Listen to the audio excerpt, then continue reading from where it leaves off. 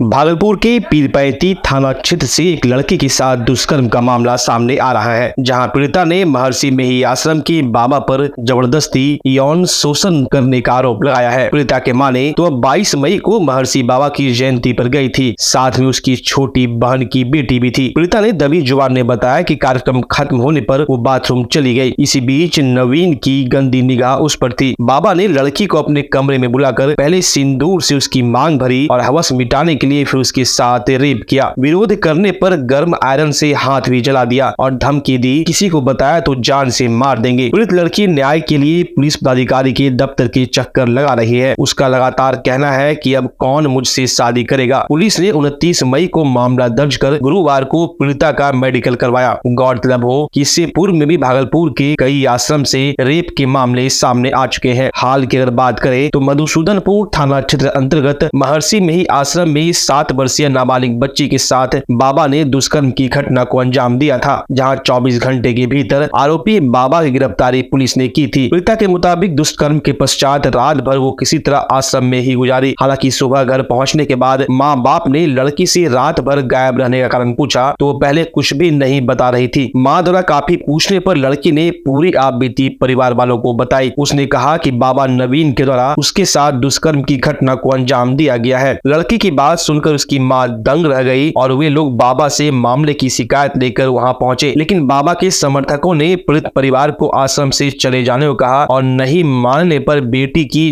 जान से मारने की बात कही। पीड़ित परिवार किसी तरह मामले की शिकायत लेकर पीरपैंती थाना पहुंचा। केस को महिला थाने ट्रांसफर कर दिया गया। मामले को लेकर पीड़िता का कहना है कि बाबा ने उसके साथ दुष्कर्म कर लिया, जिससे सारे गाँव में उसकी बदनामी हो गई है। अब कौन उससे शादी करेगा, वो काफी परेशान है। वहीं पुलिस ने पीड़ित परिवार को कार्रवाई करने का आश्वासन दिया है। फिलहाल पुलिस आरोपी बाबा की तलाश में है। हम गए थे जयंती में, गुरु महाराज की जयंती 22 तारीख को थी।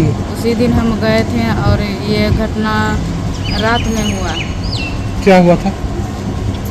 उनको वहाँ पहले बुलाया गया था सत्संग में, हम अपने से सर नहीं गए थे। उनको वहाँ बुलाया गया और जब सत्संग खत्म हो गया शाम में 5 बजे, तब वो मेरे साथ आश्रम का जो मालिक था ना भगवतानंद, वो सो गए थे सर। भगवतानंद? हाँ, और उनका सेवक जगा हुआ था। हम भोजन करके जा रहे थे रूम में और वो दौड़ के आया और रूम लगा दिया और मुंह भी चाप दिया मेरा। ठीक। और पहले वो सिंदूर दिया मेरे मांग में, फिर वो शारीरिक संबंध बनाया। और भागलपुर जिले में पूर्वी बिहार का सबसे बड़ा अस्पताल जवाहरलाल नेहरू चिकित्सा महाविद्यालय से अस्पताल अवस्थित है। भागलपुर, बांका, पूर्णिया, खगड़िया, मुंगेर, कटिहार व अन्य जिलों से मरीजों को बेहतर इलाज हेतु चिकित्सक यहां रेफर करते हैं। इसी बाबत खगड़िया जिला निवासी सीआरपीएफ के हेड कांस्टेबल चंद्रभूत शर्मा के परिजन उसे इलाज हेतु यहाँ लाए थे, परंतु उचित इलाज के अभाव में उनकी मृत्यु हो गई। मरणोपरांत हेड कांस्टेबल के परिजनों ने बड़ा बवाल मचाया।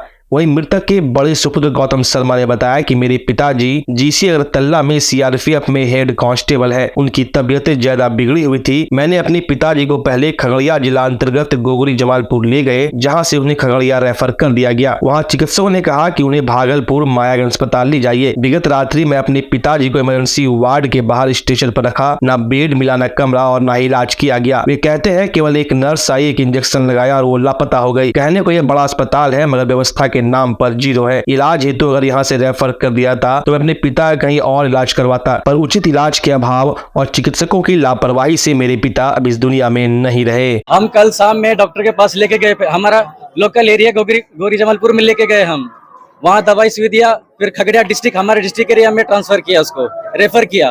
फिर वहाँ पे एक डॉक्टर बोला हमसे नहीं हो पाएगा। फिर थोड़ी देर के बाद आने के बाद वो एक इंजेक्शन दिया। फिर इंजेक्शन आने के बाद बोला भागलपुर चले जाइए, यहाँ के हॉस्पिटल में बेरा नेहरू जी में। फिर रात में यहाँ आए इमरजेंसी कोटा में, यह व्हील चेयर पर बैठा के रखा था, इस पे रखा था मेरे को, मेरे पापा को। यहाँ पर रात भर से भी ना इमरजेंसी रूम मिला, ना ही कुछ भी मिला। आया एक नर्स आया, इंजेक्शन दे करके फिर ना पता हो गया। 2-3 चेकअप भी लिखा था, EGF भी लिखा, ECG सब भी लिखा, कुछ भी नहीं है।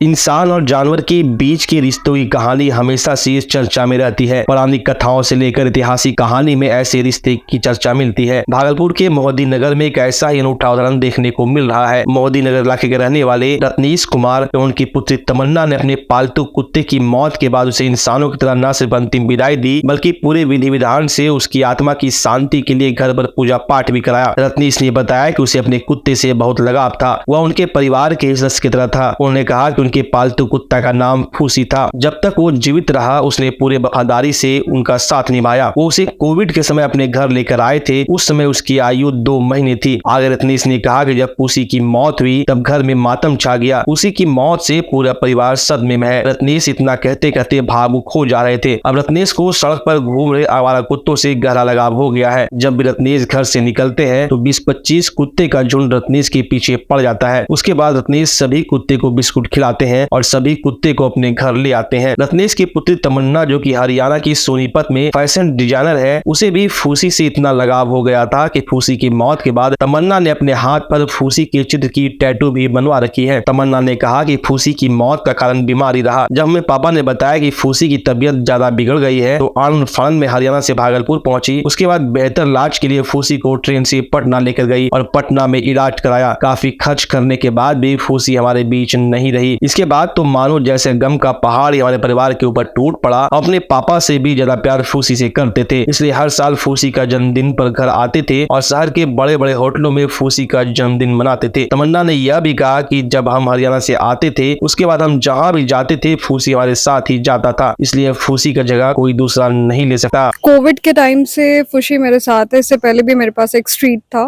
उसके जाने के बाद मैंने फुशी को लिया। फुशी कोविड के टाइम से मेरे साथ है और पता नहीं था कि इतना ज़्यादा अटैचमेंट हो जाएगा। अभी 3.5 साल की उम्र में ही इज़ नो मोर और बहुत बहुत बहुत ज़्यादा अटैचमेंट हो गया। More than a baby, more than a son, जो भी कह सकते हैं। इनफैक्ट अपने बच्चे से भी ज़्यादा अटैचमेंट है उससे। जितना हो सकता था, जितनी पॉसिबिलिटीज़ थी, फिजिकली, फाइनेंशियली, हर चीज़ जितना था, मैं अपना जॉब छोड़ के प्रॉपर आई थी उसकी ट्रीटमेंट के लिए। I think I devoted my everything, लेकिन फिर भी वो नहीं बच पाया। सब कुछ किया मैंने लिए, जितना हो सकता था, जितनी भागलपुर के डॉक्टर से लेके इनफैक्ट बिहार के टॉप मोस्ट डॉक्टर्स को भी दिखाया, बट डॉक्टर्स की तरफ से भी मेरे को ऐसा कुछ दिखा नहीं। और अब नहीं है, यहाँ पे इतनी सेवा नहीं है और आज वो नहीं है हमारे साथ। कैसे सेलिब्रेट करते थे बर्थडे? 10th मई को उसका बर्थ है। हम लोग उसको 21 जून को लेकर आए थे, बट एक्चुअल में 10th मई को उसका बर्थ है।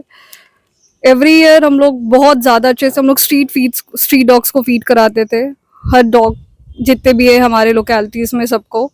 और उसके जाने के बाद भी इस साल भी मैं हरियाणा में थी, मैंने हरियाणा में सारे स्ट्रीट डॉग्स को फीड कराए। मेरे ऑफिस से लेके मेरे घर तक जितने भी स्ट्रीट डॉग्स मुझे दिखे मैंने सबको फीड कराया।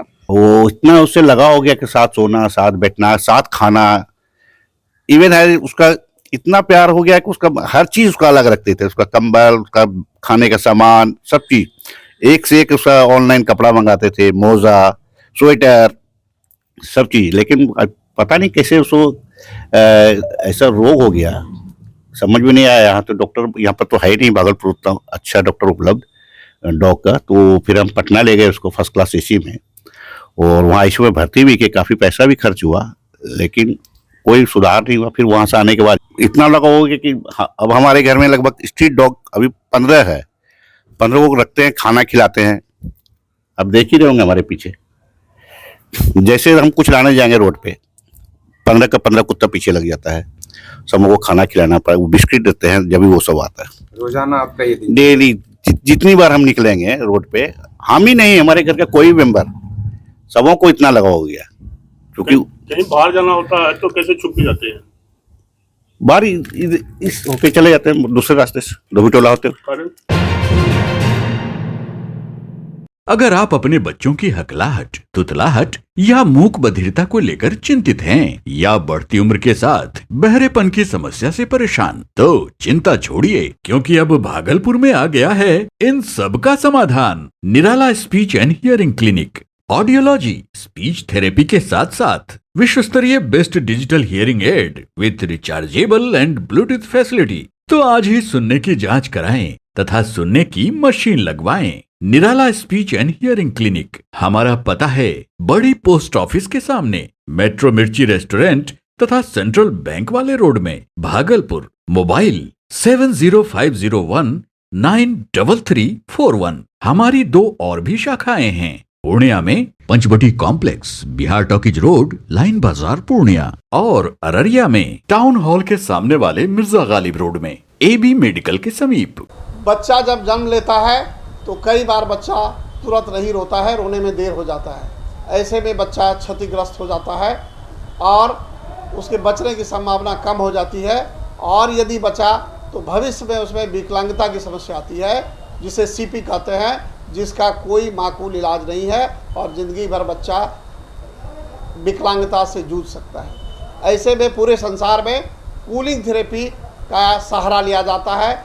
जन्म से ठीक 6 घंटा के अंदर यदि उसको कूलिंग थेरेपी दिया जाए तो उससे उसका CP की समस्या कम होती है और बचने की भी संभावना बढ़ती है। पहली बार बिहार झारखंड में आपके शहर के स्नेह नवजात शिशु बाल सेवा केंद्र में यह मशीन उपलब्ध है। कभी भी ऐसी बात हो कि बच्चा रोने में विलम्ब हो गया तो आप स्नेह नवजात शिशु बाल सेवा केंद्र में जरूर संपर्क करें।